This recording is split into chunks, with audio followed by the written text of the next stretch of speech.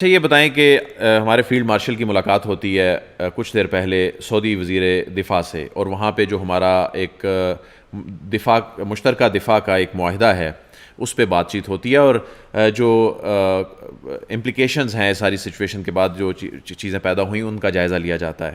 اس کے بعد ایران کہتا ہے کہ اب میں صرف اس پہ اٹیک کروں گا جہاں سے مجھ پہ اٹیک آئے گا۔ کیا آپ سمجھتے ہیں کہ پاکستان صورتحال کو ڈیفیوز کروانے میں اہم کردار ادا کر رہا ہے؟ دیکھیں، پاکستان از واکنگ اے ٹائٹ روپ، اور بہت اس وقت ایسی صورتحال ہے جس میں آئی ایم شیور کہ بڑی کوششلی اس تمام سچویشن کو ہینڈل کیا جا رہا ہوگا۔ سعودی عرب کے ساتھ پاکستان کے ایکسلنٹ ریلیشن شپ، تاریخی تعلقات، ایران کے ساتھ بہترین تعلقات، بارڈر جوڑتا ہے، 959 کلومیٹر کا بارڈر۔ آپ اپنے امیڈیٹ نیبرہڈ میں اس قسم کی جنگ افورڈ نہیں کر سکتے۔ کل آپ کو 55 روپے فی لیٹر سے اندازہ ہو گیا ہوگا، ایسے ہی، اور یہ یہاں رکے گا نہیں اگر خدا نہ خواستہ سچویشن ایسے چلتی ہے۔ $150 فی بیرل کراس کرے گا۔ پاکستان ہر لمٹ، ہر جو معاہدہ ہے، ہر جو ریلیشن شپ ہے، اس کی اپنی لمیٹیشنز ہوتی ہیں۔ پاکستان سے ریکویسٹ کی گئی ہے کہ ہمارا ایک اسٹریٹجک میوچل ڈیفنس ایگریمنٹ ہے SMDA، اس کے تحت ہم اپنا کردار ادا کریں، جو اگر یہ ریکویسٹ نہ بھی کی جاتی تو پاکستان کو کرنا تھا۔ بالکل ٹھیک۔ ہم سعودی عرب کے انٹرسٹ نہیں، پاکستان کے انٹرسٹ کی وجہ سے یہ افورڈ نہیں کر سکتے کہ ہماری امیڈیٹ نیبرہڈ میں جنگ چل رہی ہو، آبنائے ہرمز بند ہو، یا ایک دوسرے کے اوپر حملے کیے جا رہے ہوں۔ تو سب سے پہلے تو اس میں کلیئرٹی لے لیں، ٹھیک ہے۔ اس کے بعد آ جائیں کہ پاکستان کا جو SMDA ہے، اس میں لوگوں کے ذہنوں میں اس وقت آپ کو پتہ ہے کنفیوژن بھی بہت زیادہ چل رہی ہے۔ سعودی عرب ہم سے کیا مانگے گا؟ سعودی عرب کے اوپر اگر حملہ ہوتا ہے تو سعودی عرب ہم سے یہ تو نہیں کہے گا نا، یا ہم سعودی عرب کو یہ آفر تو نہیں کریں گے کہ ہم تیل بھجوا دیتے ہیں، تیل تو ان کے پاس ہے، ہم انہیں کہیں گے ہم کھجوریں آپ کے پاس بھیج دیتے ہیں، ہم نے دفاع کرنا ہے۔ یا ہمارے اوپر حملہ ہوتا ہے تو ہم ان سے یہ نہیں کہیں گے کہ آپ ہمیں فوجی بھیج دیں یا آپ ہمیں اپنے جہاز بھیج دیں، ہم ان سے کہیں گے آپ ہمیں تیل بھیج دیں، آپ ہمیں ہمارا جو ہمارے ریسورسز جو ہیں اس میں جو فائنینشلی جو ہے ہمیں آپ بیک کریں۔ تو یہ ایک بارٹر ہے، یہ کچھ لے کچھ دے والا معاملہ ہے۔ اور اس میں جو اس کا آرٹیکل ہے، جس میں نیٹو کا جس طرح آرٹیکل 5 ہے کہ ایک پہ حملہ دوسرے پہ حملہ تصور ہوگا اور مل کر دفاع کیا جائے گا، وہ اپنے تو انہوں نے بیسیکلی ہم سے ریکویسٹ کیا۔ اب اس کے لیے 2-3 آپشنز ہو سکتے ہیں۔ ایک مثلاً اگر آپ نے سعودی عرب کا دفاع کرنا ہے تو آپ اپنے گڈ ڈپلومیٹک آفیسز کا استعمال کریں۔ I think that is the best solution جو پاکستان کر سکتا ہے اور کرنا چاہیے، کہ آپ اپنے سفارتی اثر و رسوخ کو اور چائنا اور ایران کو سمجھائیں، ایران کو سمجھائیں، چائنا کے ساتھ مل کر، ریجنل پاورز کے ساتھ مل کر، خود اپنے تعلقات کو استعمال کرتے ہوئے ایران کے ساتھ اس معاملے کو ٹیک اپ کریں اور ڈپلومیٹکلی اس کو سالو کریں۔ یہاں سے آگے اگر یہ معاملہ کسی بھی نہج پر جاتا ہے تو وہ اس کے ریپرکشنز ہوں گے۔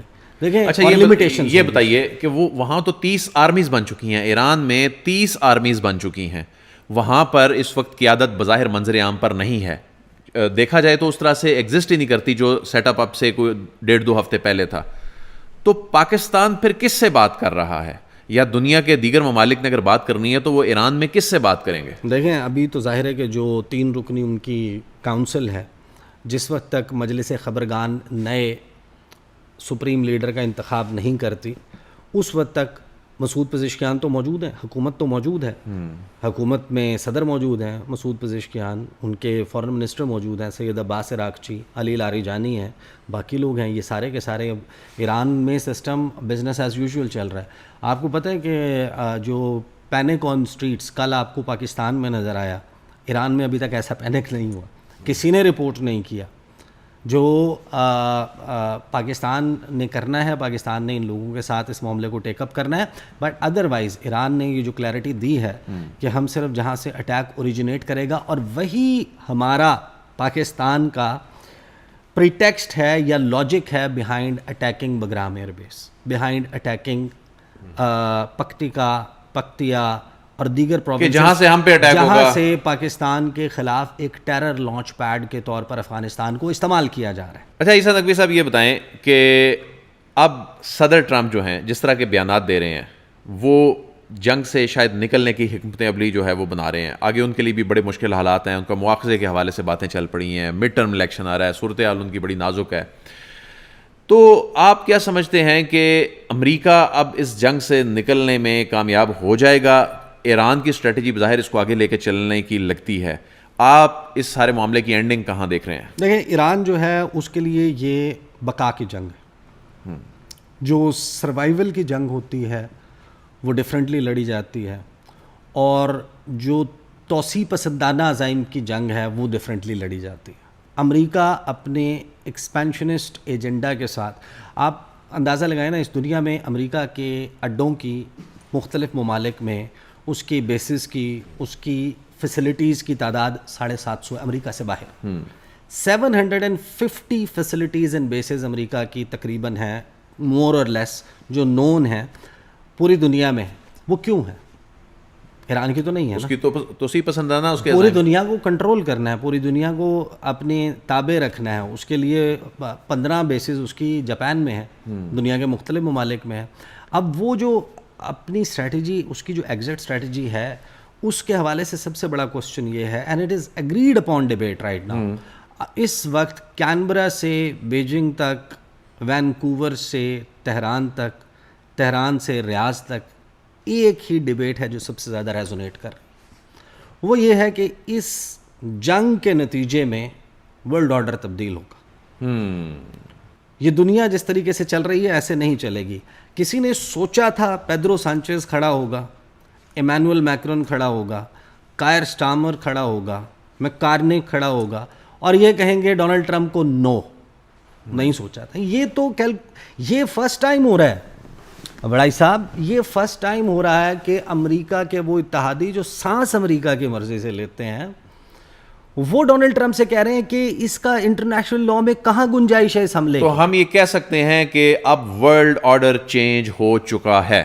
ورلڈ آرڈر اس دن چینج ہو گیا تھا جس دن ڈونلڈ ٹرمپ نے